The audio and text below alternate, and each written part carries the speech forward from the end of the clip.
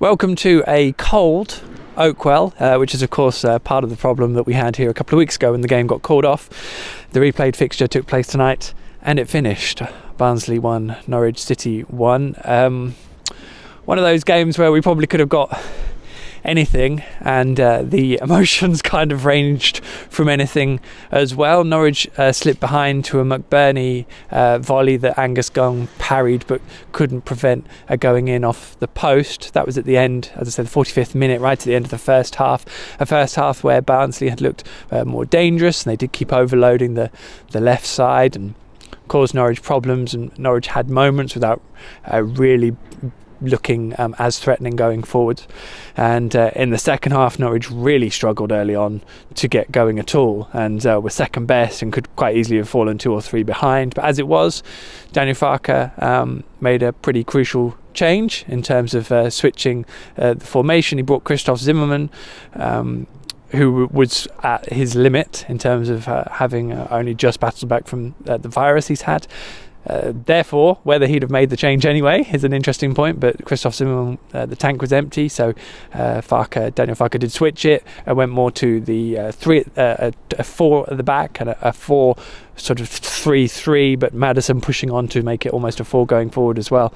And that change made Norwich much more influential going forwards, and Josh Murphy did excellently well, in fact in the goal just there behind me and in front of the Norwich fans who've all gone, all 669 of them I think it was.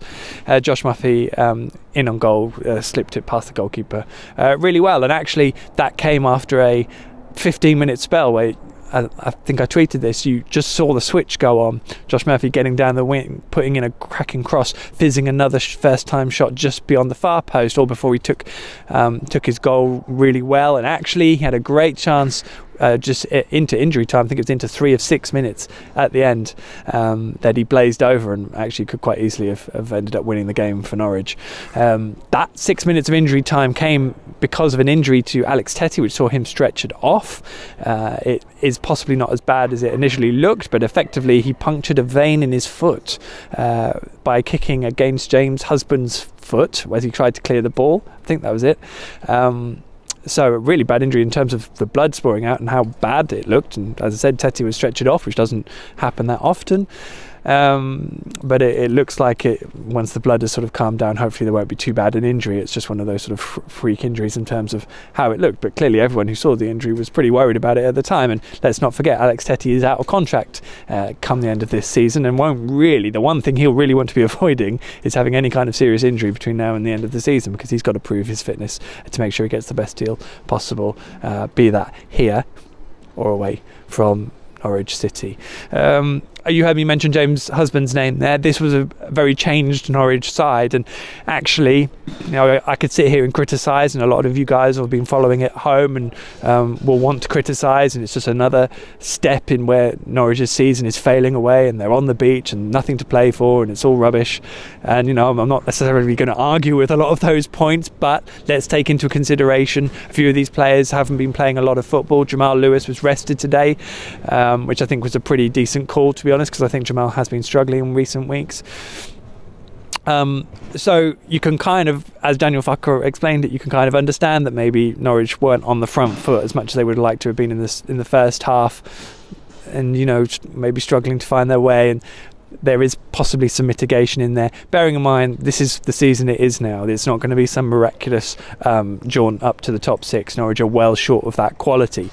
And they'll hope, of course, that this is a season that is a building season and a transition season, and not a season that is a bridge to something even worse next year. So that is, of course, a question for another day and come next season when it begins. But I think there is probably, in terms of this evening, mitigation in terms of the side having a few changes. Having Alex Tettey shouldn't have played because of he was basically the only central midfielder, a proper defensive central midfielder fit. Harrison Reed was ill, even though he was on the bench, and James Maddison tried but wasn't given a lot of space by Barnsley, who had some really sharp performances. Actually, they've only won here 3 times in 14 months in the league, so when they go ahead and looked pretty lively, you would be fairly right-minded to criticise Norwich's performance at that point. But Norwich upped the level, and actually Barnsley couldn't really keep up with it at that point. It's just a shame that we're only talking about phases of a game, and ultimately probably a draw is a fair result. And Norwich head to Carrow Road, of course, where Reading will await the side that Norwich scored 6 goals in one half in front of the Barnsley last year. And I think my dear BBC colleague Chris Gorham had written in a column a few weeks ago for us at the PinkUn that I don't think Norwich have scored 6 goals in front of the Barnsley all season this season. So I would expect we probably won't get a 7-1, but let's hope Norwich fans could at least have something to celebrate in terms of 3 points and a goal at Carrow Road. That'd be good.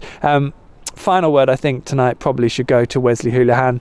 He came on for the last 20 minutes or so, I think, off the top of my head.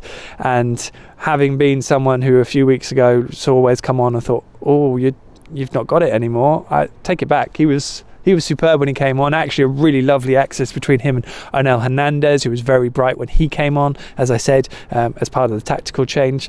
Those two linked brilliantly well.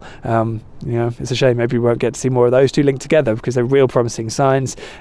Wes's touch was there. He was linking play. He was moving the ball, pass and move, getting Norwich into decent spaces and opportunities. And eventually Wes Hoolahan will not be a Norwich City player, but it's just little cameos like that at the moment that just make you remember what a great player Wesley Hoolahan has been for Norwich City, and just to make the most of him while he's still here. Next chance for that, of course, Carrow Road on Saturday, and Reading.